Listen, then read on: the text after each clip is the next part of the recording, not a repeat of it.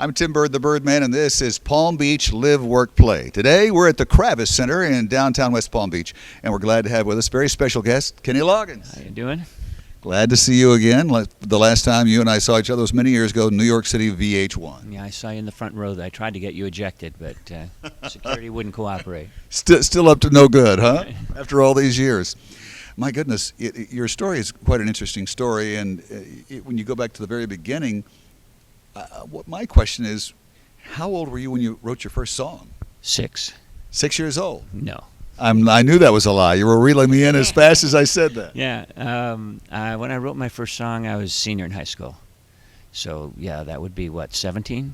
16, 17? Yeah. 17, probably. And when did you know that just was calling your name? See, I knew in the 4th grade I wanted to do radio, entertainment, and all that stuff. Yeah, well, when I was, I guess about 9 years old, I saw a movie called Yankee Doodle Dandy, which was Jimmy Cagney, and he played George M. Cohan. And the premise of it was that Cohan was a songwriter and was trying to convince other people that he was a songwriter. And I remember watching that movie, and about halfway through the movie, I said to myself, I can do that.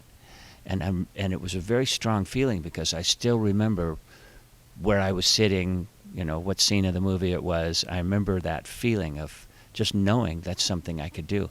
I never really set out to do it until I was in high school. I tried one time. I remember my big brother tried to write a song, and he struggled for weeks on it, and I thought, it's got to be easier than that. Well, and you certainly have made it look easy throughout your entire career. One of the things I wanted to ask you about, too, that was an interesting story, what you just told us as far as your influence. First, musical influence, and it doesn't necessarily have to be pop music or commercial music, just somebody that music that spoke to you.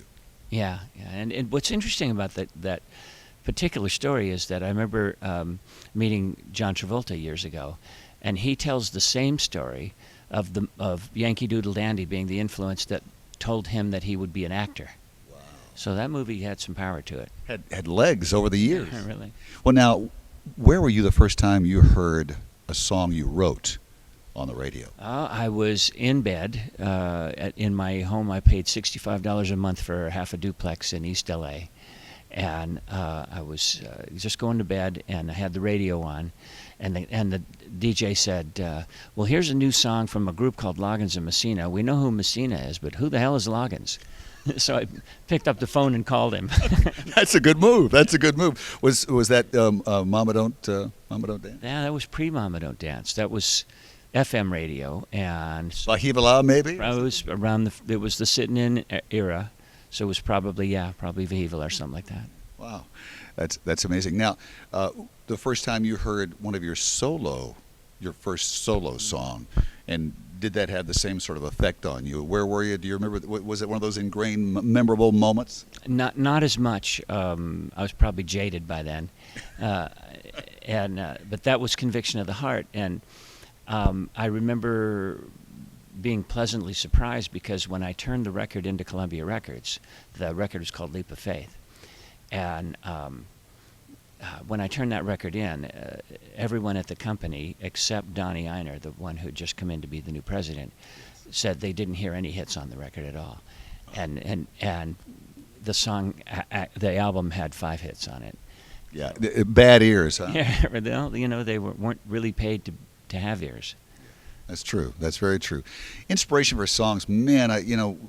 When you think of, you have an incredible body of work. I mean, and I'm just going to mention a few. Meet Me Halfway, Danger Zone. Whenever I Call You Friend, I Know This Is It was about your father. Right. That was a song that Mike McDonald and I wrote. It was the second song we wrote together. What a Fool Believes was the first one. So huge hit too, by the way. Not a bad one to put under your credentials. Huh? Yeah, that's one I'm very proud of. And so the second one we jumped into was This Is It, and I'll tell the story tonight as part of the theme of the show. Michael and I had been writing the tune under the premise that the song was a boy-girl relationship song, and every time we wrote a section of lyric for the song, we'd throw it away. It just didn't work. And then when my father went in the hospital for major surgery, and he and I had a argument about whether he would survive or not. And he told me he was prepared to die on the operating table, and I figured that I kind of tried to tell him, no, the attitude you take in there is going to determine what happens, you know, what comes out. So, so he made it. He did make it. Those people asked me all the time, well, did he live? Yeah, he did. But while he was in surgery, Michael and I met to try and write those lyrics again for that melody. And when we got to the line, you think that maybe it's over only if you want it to be, we knew immediately what the song was about. Yeah. Wow. That's an amazing backstory, if you will. Do you think that your best song is, I mean, do you have a favorite of the body, or do you think that it's the song you haven't written yet? Well, I know that there are better songs coming. You know, I've been working with a couple of songwriters out of Nashville, Gary Byrd and Georgia Middleman, and we're writing some really cool stuff. So I feel like the energy is moving again. But it's hard to say, you know. I think that I'm lucky that there are certain milestones throughout the career and songs that have been adopted by people in their lives, like Danny's song or House of Pooh Corner. Love song, even. Love Sing you a song, love you know, song. and as a wedding song, yeah. Forever, or like you mentioned, Meet Me Halfway, or I still meet military people who love Danger Zone. You know, airline pilots and military people. It's Danger Zone is their song. Or of course Footloose, which has now become adopted by another generation.